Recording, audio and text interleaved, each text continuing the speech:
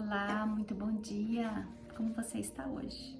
Vamos para o nosso devocional e o tema de hoje é Vendo Além da Dor.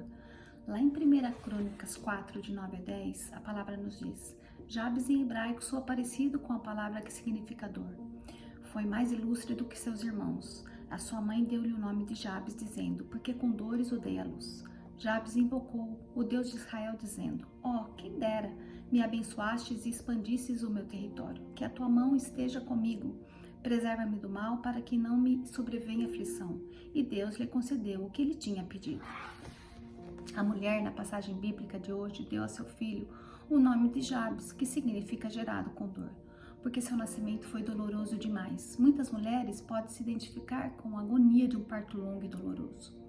Mas depois que o bebê finalmente chega, as mulheres geralmente esquecem o sofrimento.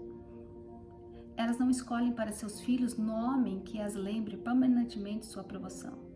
A mãe de Jabes deve ter ficado tão consumida por seu sofrimento que não conseguia pensar em mais nada quando ele nasceu. Se essa mulher pudesse ter previsto o futuro no momento do parto.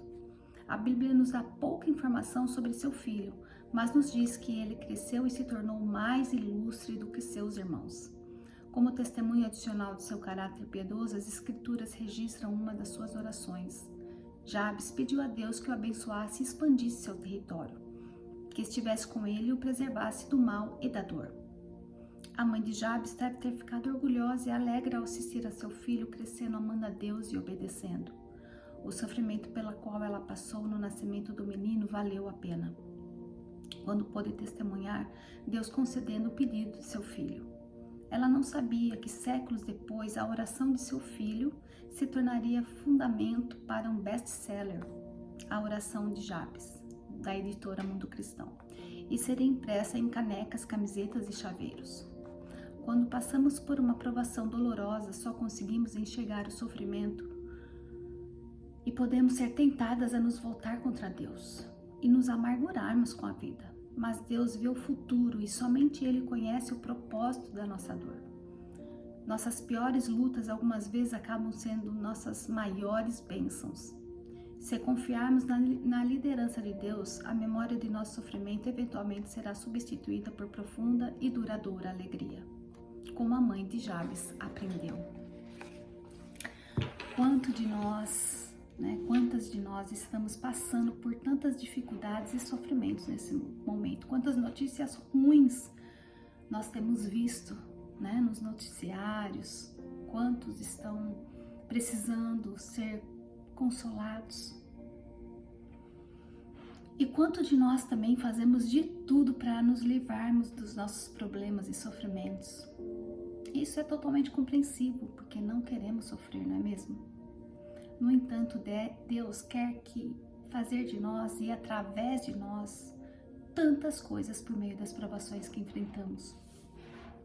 Você precisa entender o seu propósito hoje, o propósito desse sofrimento, dessa dor. Essa situação, ela é temporária e passageira. E tudo que você está passando é para a sua edificação, para testemunho da fidelidade do nosso Deus.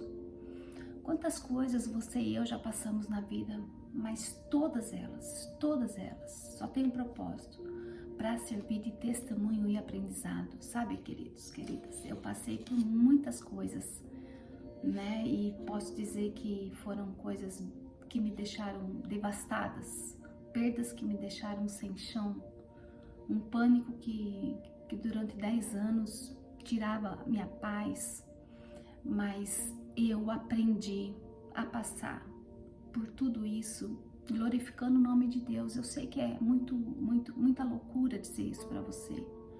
Eu sei que é muito difícil aceitar que existe um propósito no meio de uma provação, no meio de uma dor, no meio de um sofrimento, no meio de uma perda.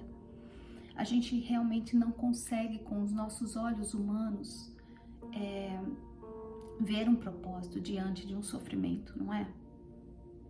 Mas eu estou aqui para falar para você hoje que sim, existe um propósito. E se eu estou aqui dizendo para você que existe um propósito, é porque eu passei por muitas coisas que me fizeram ver o propósito. Qual que era o propósito? Ser moldada por Deus, ser lapidada por Deus nas áreas que eu precisava ser. para eu estar falando para você aqui hoje, e porque se eu estou aqui, é porque Deus trabalhou em áreas na minha vida. Então peça a Ele para te revelar. Por esses dias eu estava ouvindo o testemunho de uma mãe que perdeu um filho de 17 anos. Né? Ela me falou uma frase que marcou muito. Que Deus o tinha emprestado por 17 anos. Imagina o quão difícil é aceitar, né? Perder um filho. Mas ela falou assim, primeiro o meu filho era de Deus e Ele me emprestou. E aí ela conseguiu descansar e ser consolada por Deus a partir desse entendimento. Que eu e você possamos encontrar consolo e descanso em Deus. Busque a Deus como você nunca o buscou antes, com toda a sua força, com toda a sua fé. Seja íntegro e fiel, porque o seu socorro virá dele. Em Romanos 8:28, a palavra nos diz, sabemos que todas as coisas cooperam para o bem daqueles que amam a Deus, daqueles que são chamados segundo o seu propósito. Não diga para Deus o tamanho do seu problema. Diga para os seus problemas o tamanho do seu Deus. Que Deus te abençoe. Em nome de Jesus. Amém.